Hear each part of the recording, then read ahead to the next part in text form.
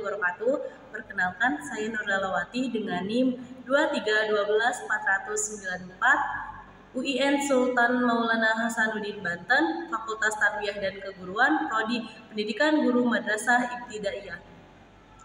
Di sini saya membuat video ini untuk memenuhi UAS pada mata kuliah Sejarah Peradaban Islam.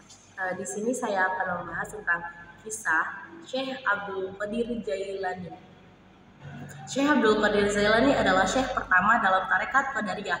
Nama asli ulama fikih ini lengkap dengan nasabnya adalah Syekh Abdul Qadir bin Abi Soleh bin Janaki bin Abi Abdullah bin Yahya bin Muhammad bin Musa al-Huzi bin Abdullah al-Hisham bin al-Hasan bin al-Musanna bin al-Hasan bin Ali bin Abi Thalib al-Zailani. Menukil tafsir Jailani oleh Syekh Abdul Qadir Jailani, beliau lahir di jalan sebelah selatan Laut Kaspian, Iran pada tahun 470 Hijriah atau 1077 Masehi. Dari pihak ibunya Sayyidina Fatimah, beliau adalah keturunan Sayyidina Husain atau cucu Nabi Muhammad SAW. Sedangkan dari pihak ayah masih ada keturunan Sayyidina Hasan, cucu Nabi Muhammad SAW. Setelah menyelami pengetahuan agama di kota kelahirannya pada tahun 1095 Masehi, beliau terdorong untuk merantau ke Baghdad, kota yang pada saat itu menjadi pusat peradaban dan pengetahuan Islam. Beliau bermaksud menimba ilmu lebih dalam lagi mengenai Islam di sana. Nah, selama di Baghdad, Abdul Qadir Jailani mudah menjumpai para ulama, berburu dan bersahabat dengan mereka, sehingga ia berhasil menguasai ilmu lahir dan batin. Salah seorang yang menjadikan beliau seorang ahli sufi yang dihormati adalah Ad-Dabas, yang membimbingnya dalam bidang tasawuf. Seperti yang telah kita ketahui bersama bahwa Syekh Abdul Qadir Jailani itu mendapat gelar para raja wali dengan sikap tunduk dan rendah diri. Begitu beliau sudah mendapatkan gelarnya, justru malah tidaklah mudah menjaga gelar itu dari godaan-godaan setan, karena semakin tinggi kedudukan seseorang di hadapan Allah Subhanahu wa Ta'ala, maka ia harus siap menanggung ujian yang lebih berat. Terus lagi dari Tuhannya, setelah terus menggoda manusia dan para kekasih Allah Subhanahu wa Ta'ala hingga hari kiamat agar terjerumus dalam api neraka, tak terkecuali Syekh Abdul Qadir Al-Jailani. Nah, dalam satu kisah, ketika Syekh Abdul Qadir Al-Jailani lagi menyendiri, beliau itu dikagetkan dengan datangnya sebuah cahaya besar yang memenuhi penjuru langit. Lalu bayangan itu datang dan memanggil beliau, "Wahai Abdul Qadir, aku ini Tuhanmu, kamu adalah kekasihku. Aku akan meringankan syafaat untukmu apa yang aku haramkan sebelumnya.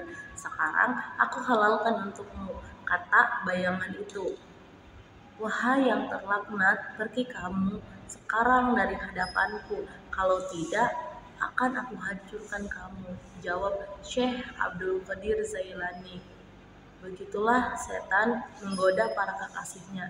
Ia mengaku dirinya sebagai Tuhan agar Syekh Abdul Qadir Al-Jailani percaya dan mengikuti perintahnya. Namun Allah Subhanahu wa Ta'ala tidak akan membiarkan kekasihnya terjerumus ke dalam jalan yang salah. Setan diberikan kebebasan oleh Allah Subhanahu wa Ta'ala untuk menggoda manusia sebagai manifestasi keadilan kepada seluruh makhluknya. Saat setelah kejadian dialog tersebut, tiba-tiba cahaya itu padam dan sedikit demi sedikit hilang dari pandangan Syekh Abdul Qadir Al-Jailani. Beliau terus menyendiri, bahkan menikmati keindahan alam sebagai bukti kebesaran Allah Subhanahu wa Ta'ala. Tak lama kemudian, bayangan yang tadi menghilang kembali memanggil Syekh Abdul Qadir Al-Jailani dalam wujud kabut dan berkata, "Kamu selamat dari godaan, wahai Abdul Qadir, karena dua alasan. Pertama, karena ilmumu atau fikih yang telah melekat dalam jiwamu, engkau mampu membedakan mana yang hak atau benar dan mana yang batil, salah. Kemudian karena kondisi spiritualnya dan ibadahmu. Allah Subhanahu wa Ta'ala membukakan hatimu dan membimbingmu menuju jalan yang benar, tegas kabut tersebut. Apa yang aku miliki saat ini semuanya hanya milik Allah Subhanahu wa Ta'ala Sang Pencipta. Aku selamat darimu berkat Tuhanku. Jelas Syekh Abdul Qadir Al-Jailani. Perlu kamu ketahui, Abdul Qadir, aku telah menyesatkan sebanyak 70 orang ahli ibadah dengan cara seperti ini, dan hanya kamu yang selamat. Dari mana kamu tahu bahwa aku ini setan? Tanya kabut itu. Semua karena fadilah Allah Subhanahu wa Ta'ala, aku diberi petunjuk olehnya melalui perkataanmu. Apa yang aku haramkan sebelumnya, sekarang aku halalkan untukmu. Dan saat itu aku yakin bahwa kamu adalah setan, karena kalau memang Allah Subhanahu wa Ta'ala ingin menghapus syariatnya, tentulah orang yang pertama kali akan terlepas dari syariatnya adalah para nabi, dan itu sangat mustahil, jawab Syekh Abdul Qadir Al-Jailani. Nah, melihat percakapan Syekh Abdul Qadir Al-Jailani dengan setan tadi, sudah jelas bahwa keimanan dan ketakwaannya kepada Allah Subhanahu wa Ta'ala, Tuhan alam semesta ini begitu mendalam. Hal itu sudah barang tentu tidak terlepas dari ilmu yang dimiliki beliau. Begitu pentingnya ilmu. Tak heran jika Rasulullah SAW selalu memohon tambahan ilmu kepadanya. Waqala rabbuka rabbi zidni ilman, dan katakanlah Muhammad, ya Tuhanku, tambahkanlah aku ilmu pengetahuan. Banyak sekali karya-karya Syekh Abdul Qadir Al-Jailani, diantaranya yaitu yang pertama ada Tafsir Al-Jailani, yang kedua ada Al-Fathul Ar-Rabbani wa Ar-Hadi Ar-Rahmani, yaitu sebuah kitab yang mencakup wasiat dan nasihat-nasihat, petunjuk-petunjuk di 6 pilar 2 majlis yang diasuh sejak tanggal 3 Syawal 545 Hijriah atau 5 Februari 1151 Masehi sampai tanggal 6 Sya'ban 546 Hijriah atau 30 November 1551 Masehi, yang membahas ihwal permasalahan keimanan, keikhlasan dan sebagainya.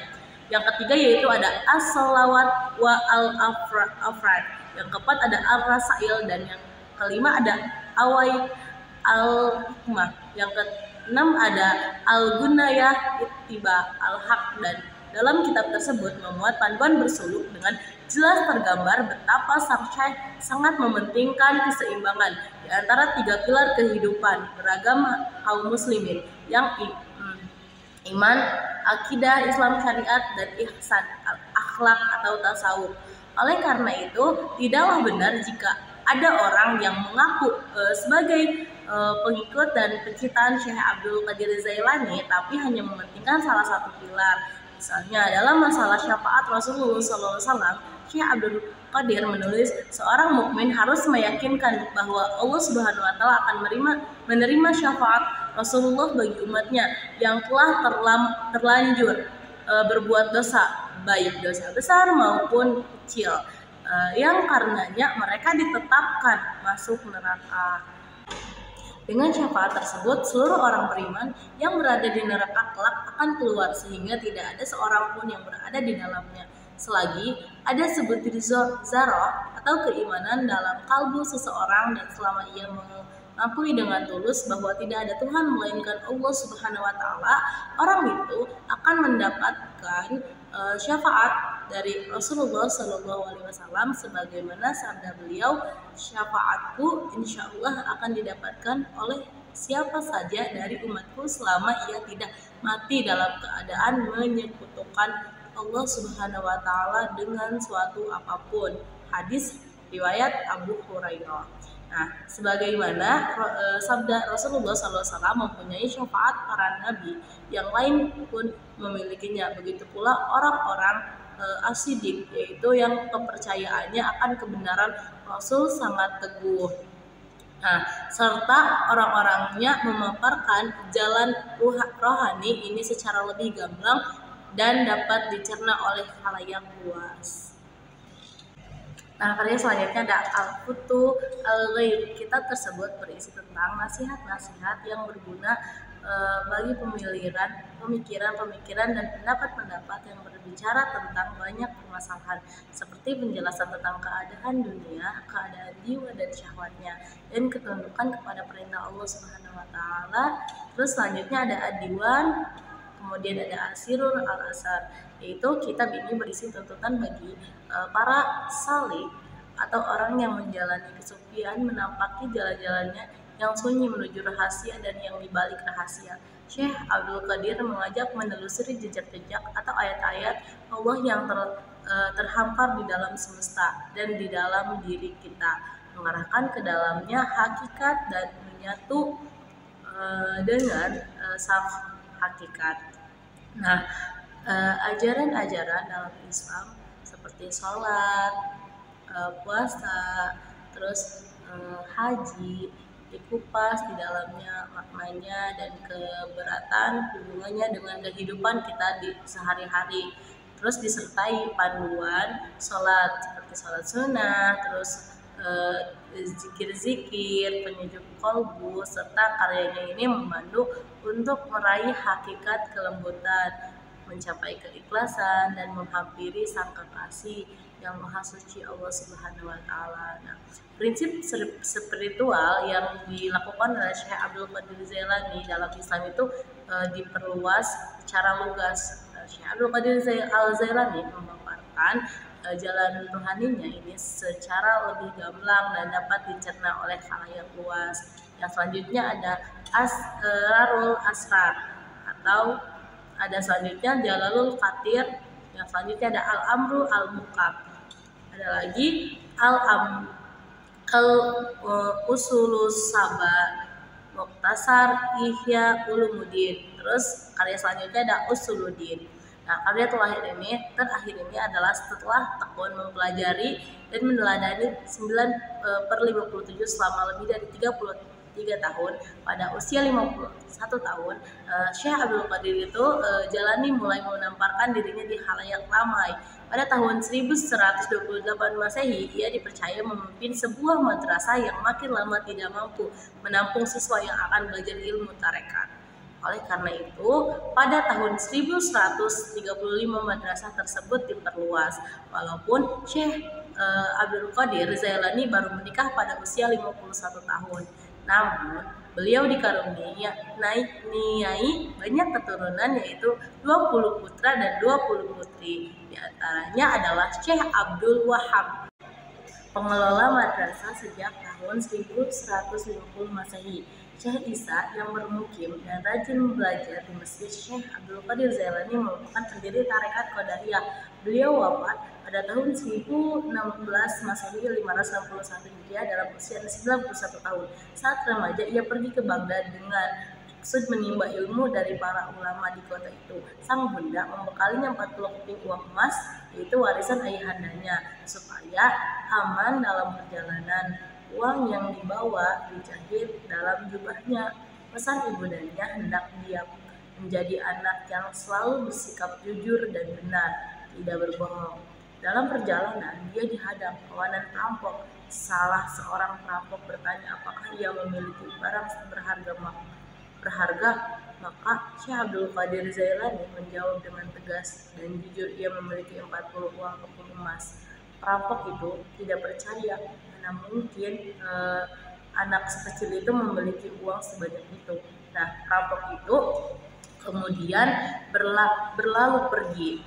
Setelah itu, giliran kawanan perampok yang menanyakannya, tetap saja ia menjawab dengan jujur ia mempunyai uang keping 40 uang emas. Selain warisan, banyak sekali karya tulisnya. Syekh Abdul Qadir meninggalkan beberapa buah nasihat menjelang kewafatannya. Akhir hayat Syekh Abdul Qadir Jailani didahului dengan kondisi kesehatannya yang terus-menerus turun. Kala itu putra-putra menghampiri dan mengajukannya sejumlah pertanyaan. Kata putranya itu, berilah aku wasiat, wahai ayahku. Terus apa yang harus aku kerjakan sekepergian ayah nanti?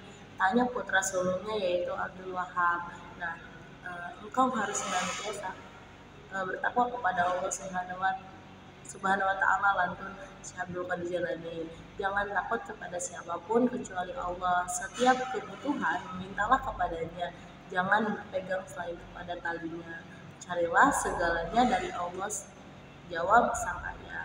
Nah, aku diumpamakan seperti batang yang tanpa kulit, sambungan Syekh Abdul Qadir Jailani. Menjauh kalian dari sisiku, sebab yang bersamamu itu hanya Tuhanmu lahiriah saja, sementara selagi kalian aku bersama dengan batinku. Putra lainnya Abdul Aziz bertanya tentang keadaannya. Jangan bertanya tentang apapun dan siapapun, kepada aku sedang kembali dalam ilmu Allah, sahut Syekh Abdul Qadir. Ketika ditanya, Abdul Jabbar bertanya yang lain, apakah yang dapat ayahanda rasakan dari tubuh ayahanda? Syekh Abdul Qadir itu menjawab, seluruh anggota tubuhku terasa sakit kecuali hatiku. Bagaimana ia dapat sakit sedangkan ia benar-benar bersama dengan Allah? Mintalah tolong kepada Tuhan yang tiada Tuhan yang wajib disembah kecuali Dia, yaitu Allah Subhanahu wa Ta'ala. Dialah zat yang telah hidup, tidak akan mati, tidak pernah takut karena kehilangannya. Kematian pun segera menghampiri. Nah, Syekh Abdul Qadir Jailani pun Syekh kematian. Nah, menghembuskan napas terakhirnya di Baghdad. Napas terakhir di Baghdad yaitu pada Sabtu pada maghrib 9 Rabiul Akhir bertepatan pada 561 Hijriah atau 15 Januari 1166 Masehi pada usia 89 tahun. Dunia berduka atas kepulangannya, tapi generasi penerus hingga sekarang tetap setia melanjutkan ajaran dan perjuangannya. Nah, Masya Allah sekali kisah dari Syekh Abdul Qadir Jailani ini. Sangat banyak sekali karomahnya, banyak sekali mukjizat yang beliau dapatkan yang nantinya bisa kita realisasi. Terima kasih telah menonton video tadi. See you.